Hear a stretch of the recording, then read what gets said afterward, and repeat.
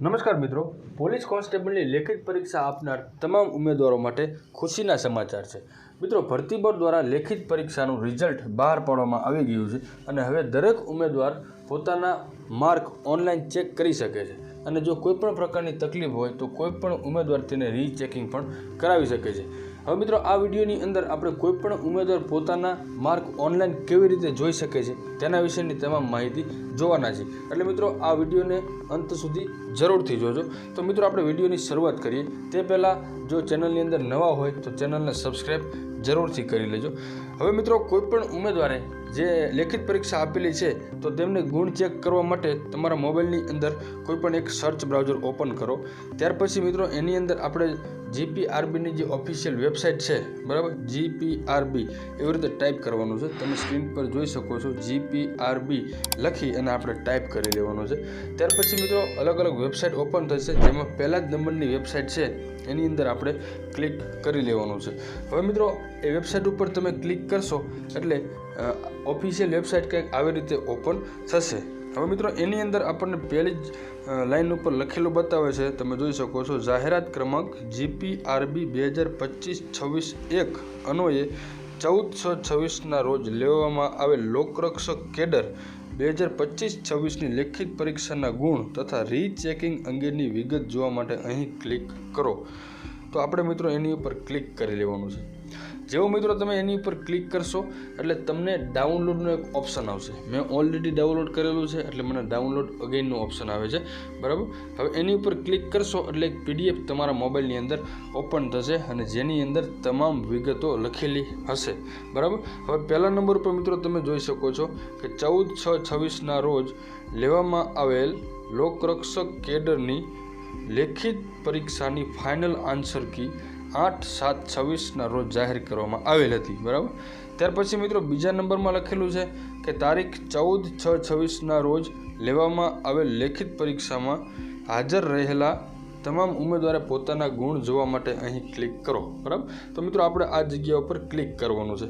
અને ત્યાર પછી મિત્રો હું તમને એ પણ જણાવું છું કે કોઈ પણ ઉમેદવારોને જો પોતાના ગુણમાં તકલીફ જણાતી હોય તો રીચેકિંગ કેવી રીતે કરવું ને એની પણ હું તમને માહિતી આપવાનો છું. તો હાલમાં અત્યારે આપણે માર્ક કેવી રીતે જોવા, તો એના માટે અહીં ક્લિક કરો, એની ઉપર આપણે ક્લિક કરી લેશું. જેવું તમે એની પર ક્લિક કરશો એટલે એક બીજી વેબસાઇટ ઓપન થશે, જેની અંદર તમારે તમારો રોલ નંબર, આ જગ્યા ઉપર તમારો પુષ્ટિ નંબર, તમારી બર્થ ડેટ એન્ટર કરી અને લોગિન બટન ઉપર ક્લિક કરી લેવાનું છે. અત્યારે મિત્રો હું હાલમાં મારી તમામ વિગત એન્ટર કરી લઉં છું, ત્યારબાદ આગળની માહિતી તમને જણાવું છું.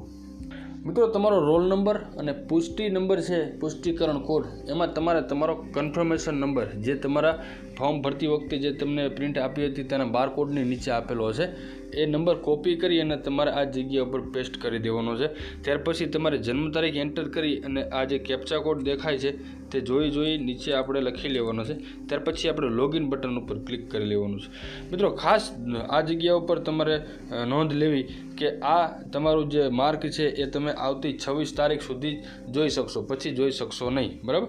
હવે મિત્રો, આ વિગત એન્ટર કરી તમારું લોગિન બટન ઉપર ક્લિક કરવાનું છે, બરાબર. લોગિન બટન ઉપર તમે જેવું ક્લિક કરશો એટલે તમારું જે છે માર્ક એ તમને ઓનલાઈન જોવા મળી જશે. સ્ક્રીન પર તમે જોઈ શકો છો એવી રીતે તમને જોવા મળી જશે, બરાબર. તમે જે કન્ફર્મેશન નંબર, જે રોલ નંબર એન્ટર કરો છો તે પ્રમાણે જેમનું હશે તેમના માર્ક તમને જોવા મળશે, બરાબર. તો મિત્રો, આવી રીતે તમે આસાનીથી તમારા માર્ક ઓનલાઈન ચેક કરી શકો છો. હવે મિત્રો, જો આ ચેક કરતી વખતે તમારા ગુણમાં તમને કોઈપણ પ્રકારની તકલીફ જણાતી હોય, બરાબર, તો રીચેકિંગ કેવી રીતે કરી શકશો તો એના વિશેની માહિતી હું તમને આપું છું. તો વિડીયોને ખાસ ધ્યાનથી જોજો મિત્રો. મિત્રો, તમે સ્ક્રીન પર આ જગ્યા પર જોઈ શકો છો, લોકરક્ષક કેડર તારીખ 7/2/24ના પરીક્ષા નિયમોમાં એક્ઝામ રૂલ 2024 રૂલ નંબર 20 મુજબ લેખિત પરીક્ષામાં હાજર રહેલ ઉમેદવારોને ગુણ ચકાસણી એટલે કે રીચેકિંગ માટે 15 દિવસની સમય મર્યાદા આપવામાં આવેલ છે.